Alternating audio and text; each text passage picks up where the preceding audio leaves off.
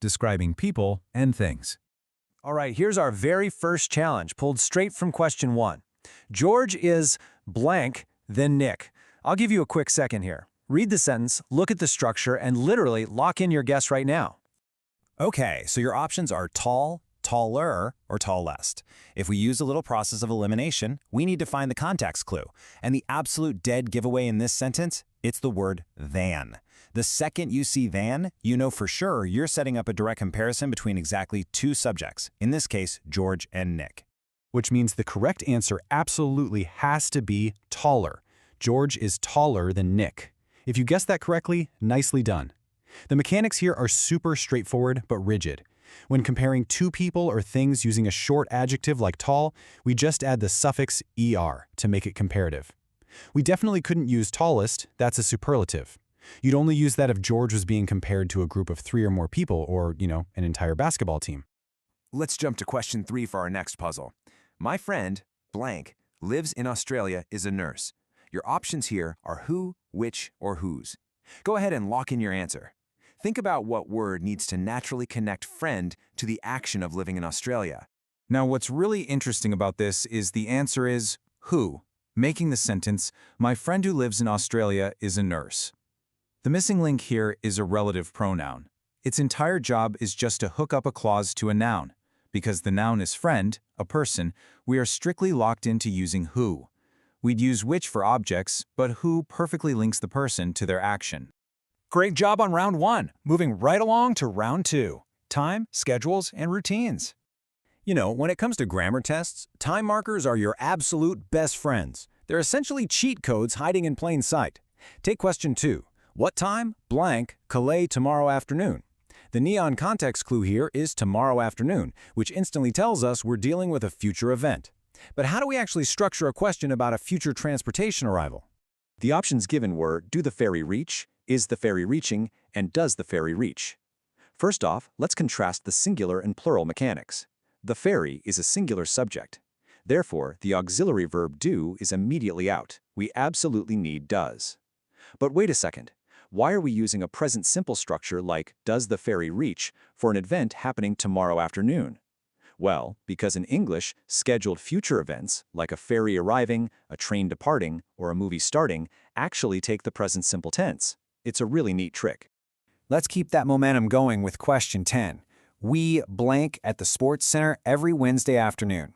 See if you can spot the vital pattern recognition clue in this sentence before we look at the choices. Did you catch it? The clue is every Wednesday. That phrase completely gives away that we're talking about a habit or a repeating routine. With that in mind, let's look at the options. Are usually meeting is present continuous. That implies an action happening exactly right now, so that's out. Have usually met is present perfect, looking back over a span of time up to now, which really doesn't fit a weekly schedule. So the crucial point is that routines and habits always demand the present simple tense. The correct sentence is, we usually meet at the Sports Center every Wednesday afternoon. Whenever you see words like every or usually, immediately scan for that present simple verb. Think about your own schedule. If you do it every week, keep it simple. All right, let's roll into round 3, past actions and abilities. Check out question 5. Centuries ago, people blank animals for food. Your choices are transported, played, or hunted. Spot the time marker first. It's the very first phrase, centuries ago. Because of that time marker, we obviously need a past tense verb, and conveniently, all 3 end in "ed." So here, it's really just about semantic logic. Unless people centuries ago were, playing board games with their food, the only logical survival activity is hunted. Centuries ago, people hunted animals for food. Let's look at a slightly trickier past tense scenario in question 8. The door was locked, so I blank go inside. Pay really close attention to the first half of this sentence. The clue word is locked, but more importantly, the verb phrase is was locked. Your options to fill the blank are will be able to, wasn't able to, and can. And this brilliantly illustrates the rule of tense consistency. Because the first clause, the door was locked, is firmly planted in the past, the resulting consequence must also be in the past. Will be able to is future. Can is present. The only option that maintains the timeline and actually expresses a lack of ability in the past is wasn't able to. The door was locked, so I wasn't able to go inside. And just like that, we've hit our final round, conditions and phrasal verbs. Here is a classic conditional setup from question 6. If he blank the lottery, he'll go on a round-the-world trip. Your options are won, wins, or will win.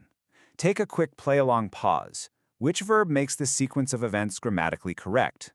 Let's break it down. We can immediately toss out the past tense won because the second half of the sentence says he'll go, which is short for he will go, a future result. That leaves us contrasting wins and will win. Now, the sentence is a first conditional, used for realistic future possibilities, and the golden rule for first conditionals is that the if clause takes the present simple tense and the main clause takes the future simple. Therefore, we absolutely cannot say if he will win. It has to be the present simple wins. If he wins the lottery, he'll go on a trip. Which brings us to our final source challenge, question 7. John has to get blank early in the morning. This requires you to complete a phrasal verb. Your options are on, up, or down. This relies entirely on understanding the context of early in the morning. Naturally, the logical action for early in the morning is getting out of bed, meaning our final answer is get up. So, as you head out to read, write, and speak today, I've got to ask, which of these grammatical patterns are you going to actively spot and master next? Thanks for